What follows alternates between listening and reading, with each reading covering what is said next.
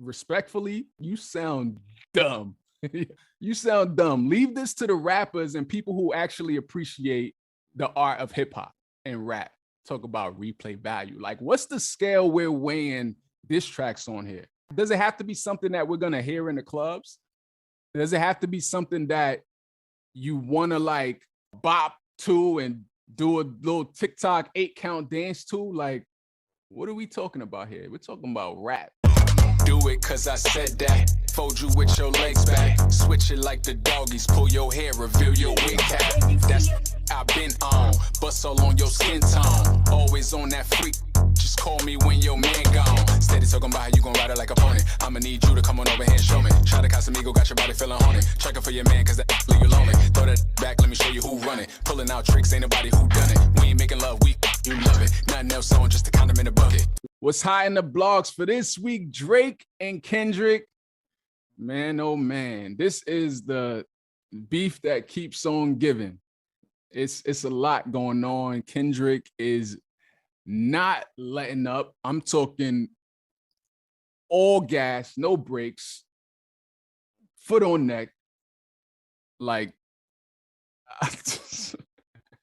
somebody come help me out here. Help me get this man off this man is what I feel like, because this is it's a lot. It's a lot happening. So prior to last week's show, I spoke about Drake putting out push-ups and waiting to see when Kendrick was going to respond. Kendrick responded with Euphoria, 6.5 minutes long of just dumping. And it was what I feel is a lot of Drake fans who was saying that the song was trash. And I was just thinking, like, how do you even fix your mouth to say what you just heard was trash? And I could only imagine it's because you're Team Drake. And like I said on my Instagram right after, I'm like, that's completely fine. I think you're supposed to say that if you're Team Drake. You know, you're not trying to give this other person who's going against your man's his props in that way. But I'm like, to say it's trash is a little crazy, and you're lying to yourself, especially if you're claiming to be a hip hop fan and you like rap. Like, you could say you don't like it for whatever reason. You could say, oh, I wasn't really feeling the flow like that. I think it should have had a different beat, etc. To say that song is trash is wild to me. Wild to me.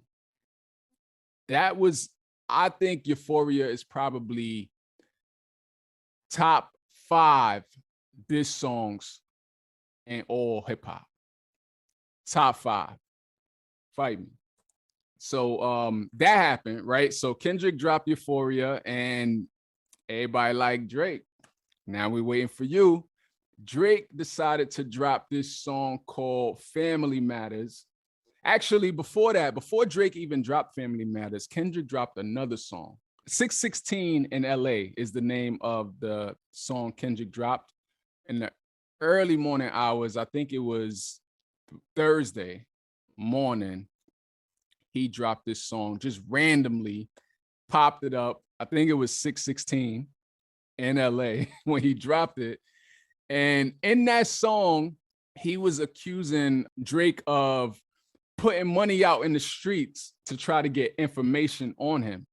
He says something like, sorry, my life is so boring that I don't have nothing for you to find. He also is saying that someone close to Drake may be a mole in the camp, in a sense. The exact line in 616 in LA, he said 100 N-words that you got on salary and 20 of them want you as a casualty.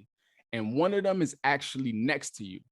And 2 of them is practically tied to your lifestyle, just don't got the audacity to tell you. But let me tell you some game, because I can see you, my little homie. I don't know, maybe. There's also a lot of layers in this 616 song. The cover of it was what I felt was like the OJ Simpson glove, and some people went as far as to dissect exactly what this title could have meant. So 616 is actually Father's Day. Some people tied it to that. It's Father's Day in the United States and in Canada. And since Kendrick is taking shots at Drake's relationship with his son, some people feel that's the reason he tied it to that. I don't know. Also, June 16th is actually Tupac's birthday. And this whole thing about this song Drake put out, Tailor Made Freestyle, where he used the AI generated verse of Pac, and Tupac estate had him take it down. The fact that it's his birthday is June 16th. Could that be why he titled it that? Some would say. Also, some people are tying June 16th to the date that Euphoria premiered. Euphoria is the TV show that stars Zendaya that Drake is an executive producer on. And apparently that premiered on June 16th back in 2019. Another June 16th, another 616. Some fans are even going as far as to tie it to the Bible, Corinthians 6:16. And they are trying to liken that to the relationship that Drake has with his son's mom. In Corinthians 6:16, it states, "Do you not know that he who unites himself with a prostitute is one with her in body? For it is said, the two will become one flesh." Is that a stretch? People feel 6:16. Also, June 16th is the date that was Nicole Brown Simpson's funeral. And like I said, the two is a glove that I thought was the OJ glove. And yeah, it's a lot of layers in here, a lot of layers for 616. Is it all of that? Is it one of it? Are the fans just like really diving in a lot? I don't know. But I do know that Kendrick is one who is calculated, it seems, in terms of it's always more to it. It's never just what we hear on surface level. Even when you listen to songs like Euphoria, you're probably going to have to play it back a few times to really catch every single thing. And that's one thing I feel makes a great lyricist. As someone who makes music myself, I love the fact that a person can make a song where it'll make people think. Like, yeah, you can make the general surface level music to appease the clubs and the crowds or whatever, but when a person can really dive in lyrically, love it. There's nothing like it. There's nothing like it. So yeah, that happened. 6:16 in LA, early morning hours. That night, Drake decided to respond. Drake posted this song called Family Matters. And in it, he's going in on Kendrick. He's accusing Kendrick of violence against his fiance. He's accusing him of abuse against her, accusing him of cheating on his wife and not really loving her. And, you know, it's a bunch of things in that regard. And I'm listening to this song, this Family Matters, and I'm about to do a video to it. I want to talk about it. I'm an artist. I'm a rapper who loves rap, like genuinely loves the craft of it. So I wanted to dissect this song. The fact that I just did this video about Euphoria and people saying Euphoria was trash and me saying like you're lying to yourself. And I had a lot of people in my comment section, particularly on YouTube, going in on like disguising themselves as non-Drake fans. There was so many of them like, I'm not even a Drake fan and that song was trash. And once I got the third comment saying that, I'm like, okay, this is the angle we're going with now. Okay, we're going to disguise ourselves as non-Drake fans just to try to say like, I don't even like Drake, but this song is trash. And I'm like, bruh, like get the out of here. So I wanted to do a reaction video to this song to go, you know, get into the lyrics of it, see what's going on. I pull out my phone. I'm about to press record. I see a notification. that says Meet the Grams, coming from Kendrick Lamar's YouTube page. And I'm like, Meet the Grams. And I click on it. This beat comes on. I'm like, no way. No way. No way. The song I literally just finished Family Matters. The shit just ended. And Kendrick drops this Meet the Grams. I'm like, nah, this man's playing chess right now. Because what? In this song, Meet the Grams, Kendrick he addresses Drake's entire family. He starts with Adonis, Drake's son, and he's basically telling him about his dad and how his dad is basically inadequate. And he's, in a nutshell, sorry that he's your dad, in a sense. I'm just summing it up. He goes on to address the mom and about the son she raised. He addresses the dad about the type of son he raised. And then he addresses a daughter.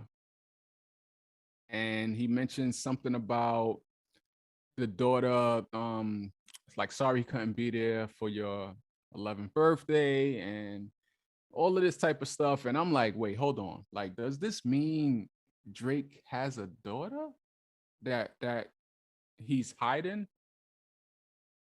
And it stood out heavy for a lot of people, because during the Drake and Pusha T beef that was going on, Pusha T is the reason why we know Adonis, Drake's son, even exists. He put out a song, The Story of Adidon, I think it was called, where he revealed you have a secret child and you're hiding him from the world, which Drake denied initially.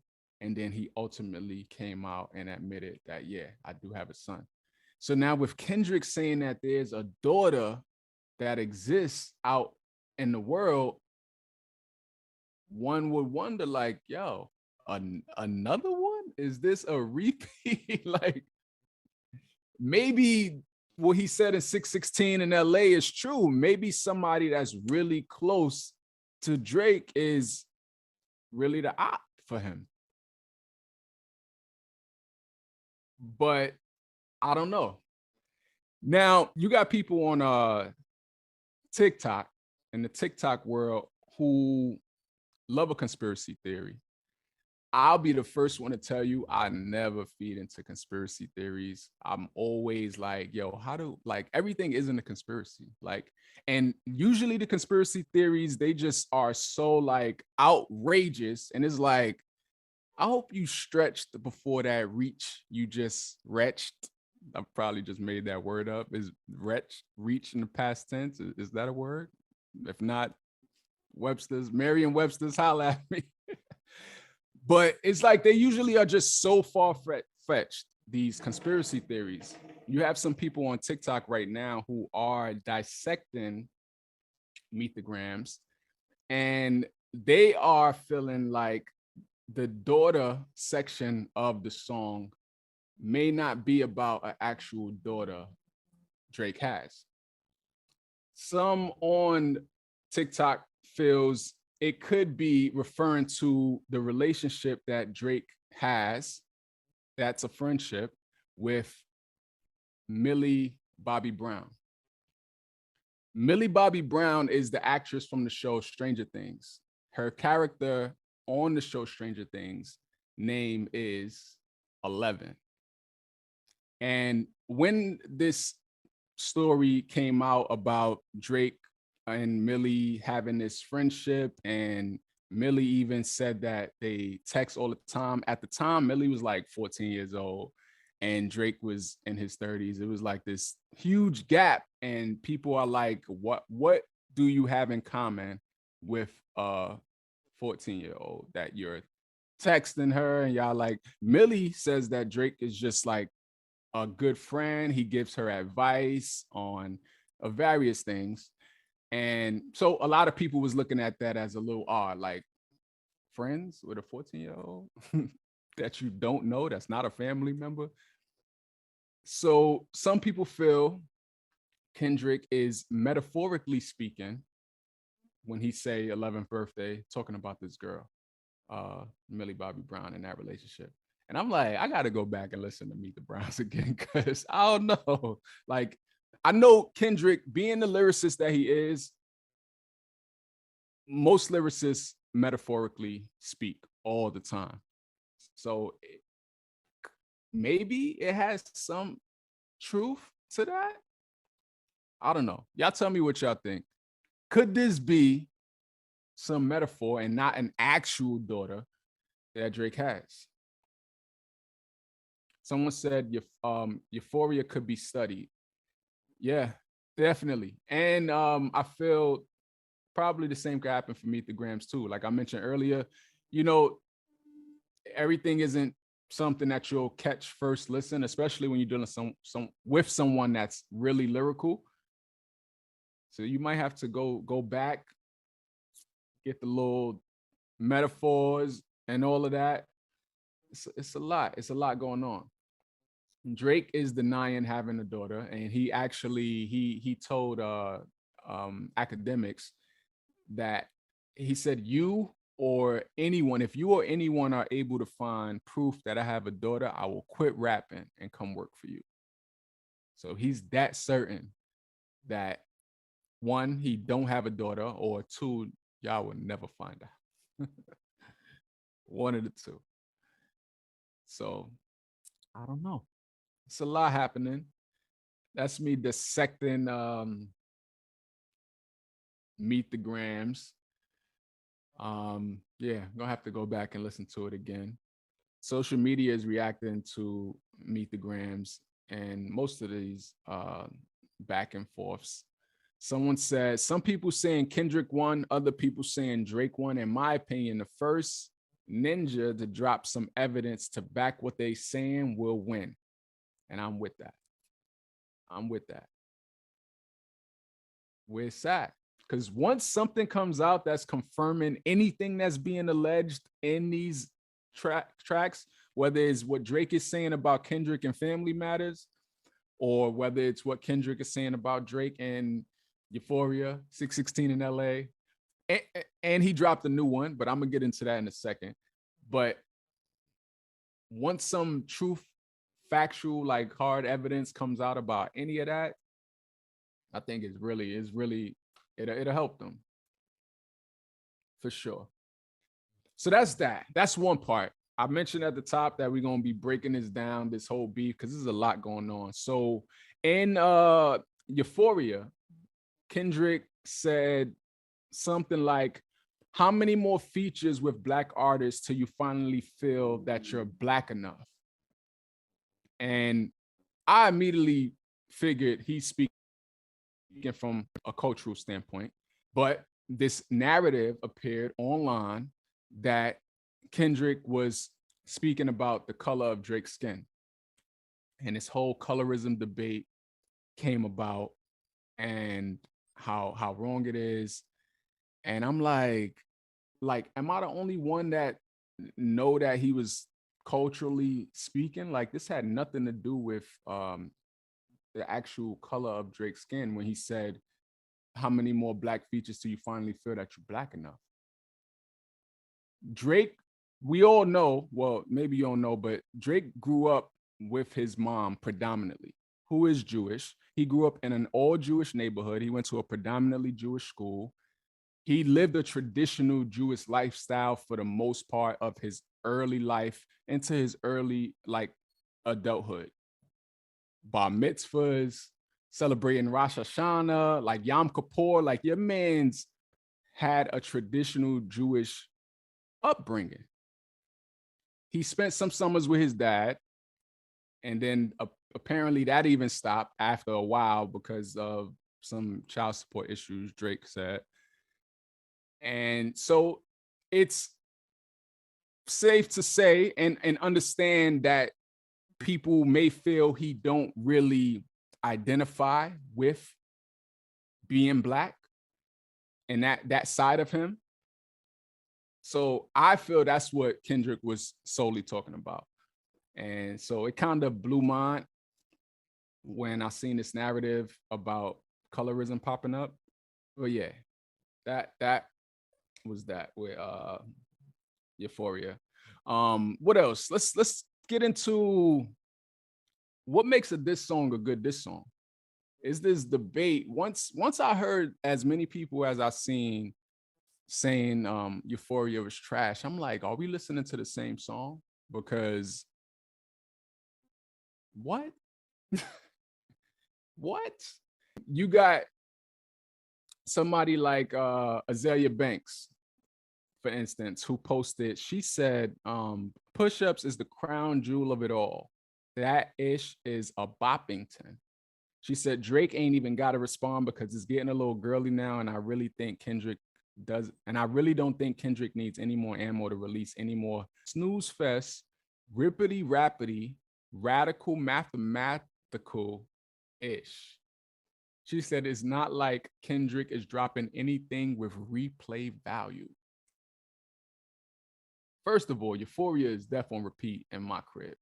I don't know what she's talking about. Like, respectfully, you sound dumb, Azalea.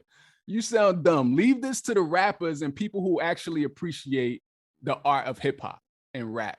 Talk about replay value. Like, what's the scale we're weighing diss tracks on here? Does it have to be something that we're gonna hear in the clubs? Does it have to be something that you want to like bop to and do a little TikTok 8-count dance to? Like, what are we talking about here? We're talking about rap. And we're talking about lyrics. So someone had made a comment on my Instagram page, my YouTube page on that video. And it kind of set a light bulb. Because again, it wasn't making sense to me, the amount of people that was saying Euphoria was trash. So this person said,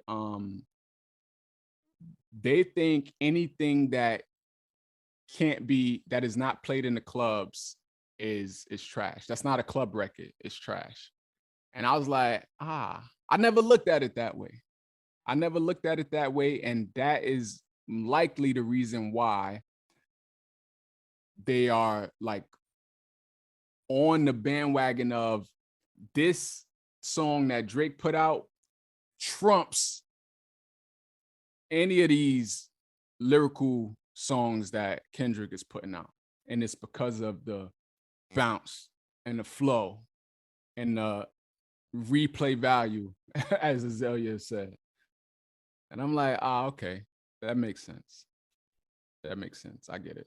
Because otherwise, it don't make sense.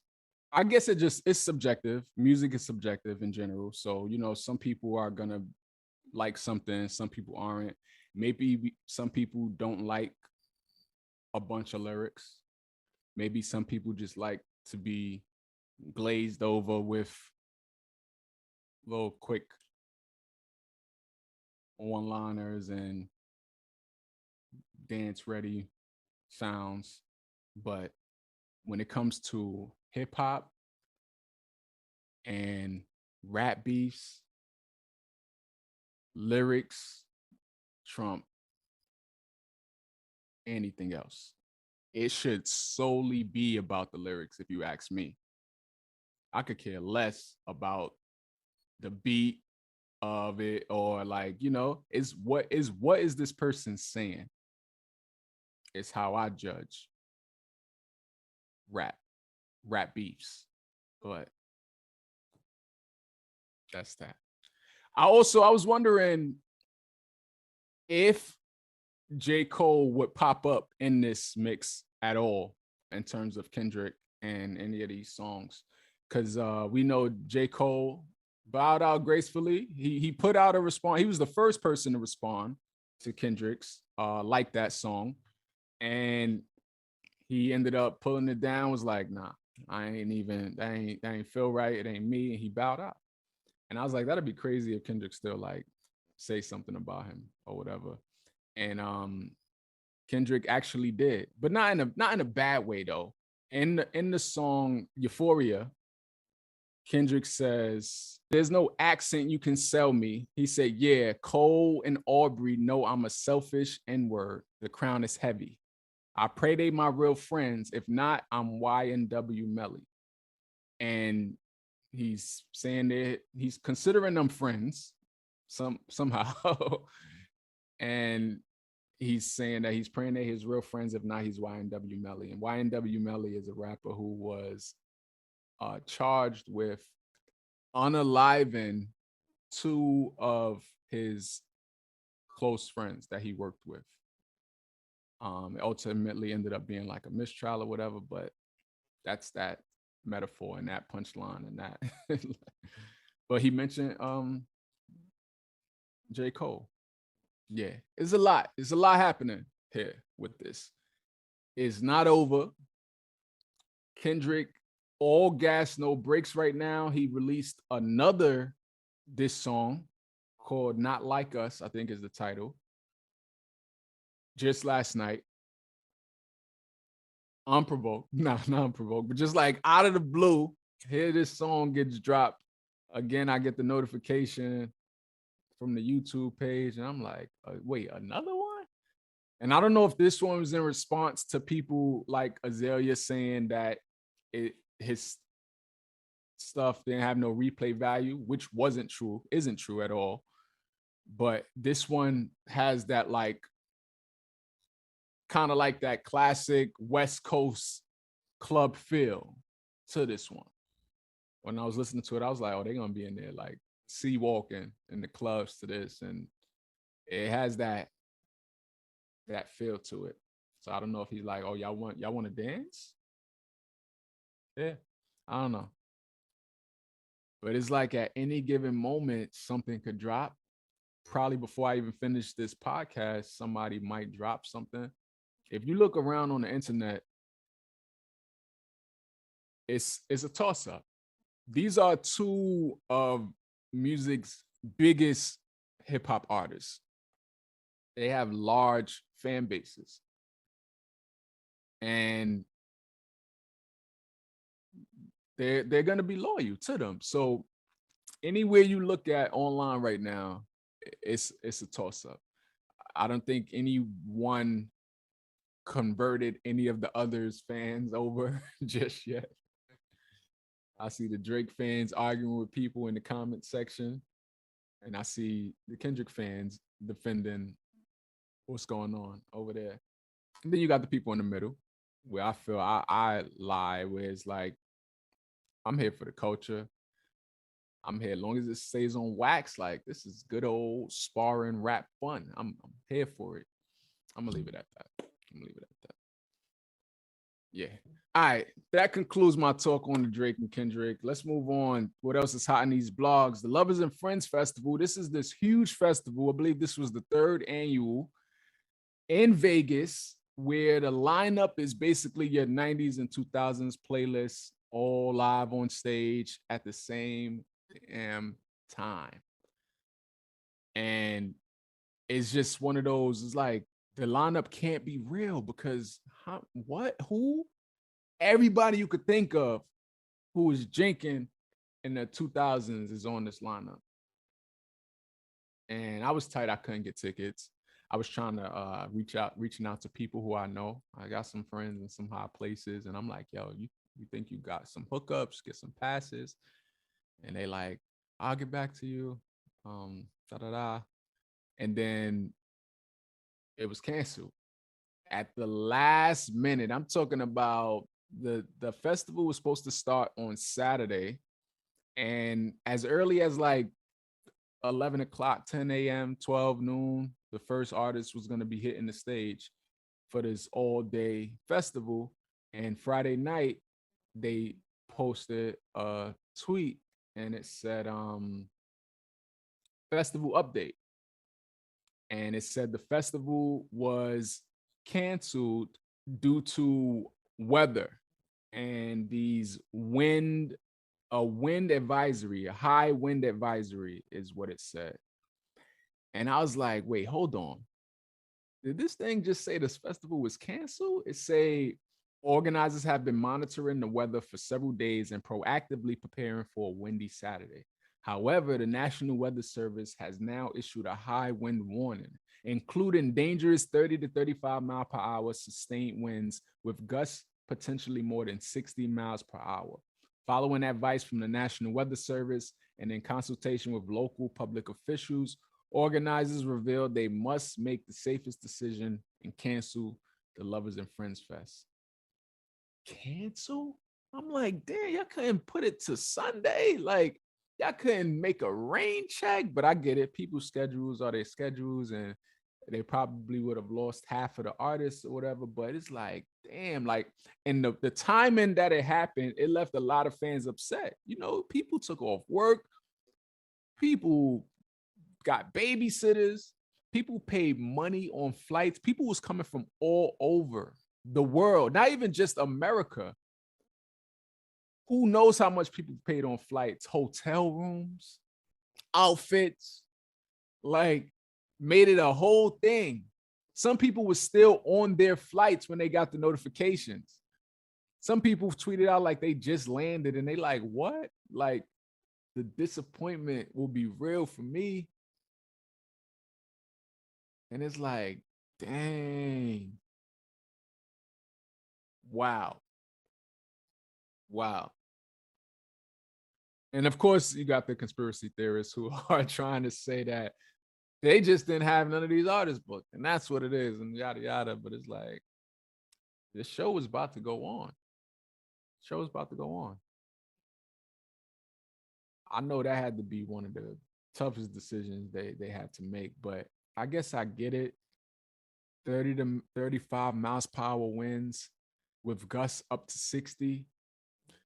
I guess that could pose a problem.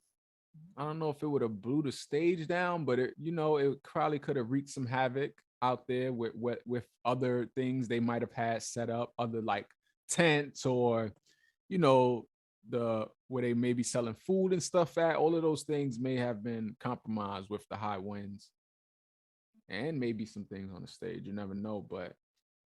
So the organizer said this was an incredibly heartbreaking decision to make, as we are aware that fans have traveled from all over the world to enjoy this incredible lineup of superstars and have been looking forward to this event for several months. We've worked hard to create an amazing event for you, and we are just as disappointed as you are. And they said ticket holders who purchased their tickets directly through front gate tickets will receive a refund within 30 days to the original form of payment. Wow. Usher released a statement. Usher is kind of like at the forefront of this festival. And he said, man, I'm just as disappointed as you are. We were getting ready to turn up and celebrate today. I have to follow the orders of city officials and the National Weather Service for everyone's protection and stand strong in my belief that everything happens for a reason. I'm sorry we won't get to see each other today, but know that I'm always working on something to express my heartfelt gratitude for each and every one of you who continue to support me. I'll see you soon. Brandy even posted out. She was one of the people on the festival. And she said, it's 10:05 and I should be stepping on the stage to perform for you all. But sadly, due to weather, the festival was canceled. I know many of you came from far and are disappointed to hear the news, just as I did last night. She said, I worked really hard this past month. It was a lot of pressure, but I was ready to give you a great show. Thank you to my entire team for your amazing work, helping bring the vision to life. I hope one day soon I can share with you all what we had planned. She said, I'd rather be with you all tonight, but I know safety must come first. And then she thanked the festival for allowing her some extra time to rehearse and stuff. She said, we were about to live it up on that crunk stage. Love you all. Yeah, I'm sure it was disappointing, not only for the fans, but for the artists as well. You know, you work hard to put these shows together and you hype like, oh, we about to tear this up tomorrow. And then cancel. Yikes. Somebody said, well, it's Vegas. They'll be in Vegas, so they can just live it up in Vegas for the weekend. But it's like, nah, I ain't pay all this money for this flight just to come to Vegas for the weekend. But yeah, that's going to conclude what I'm talking about for today, for what's hot in the blogs for this week.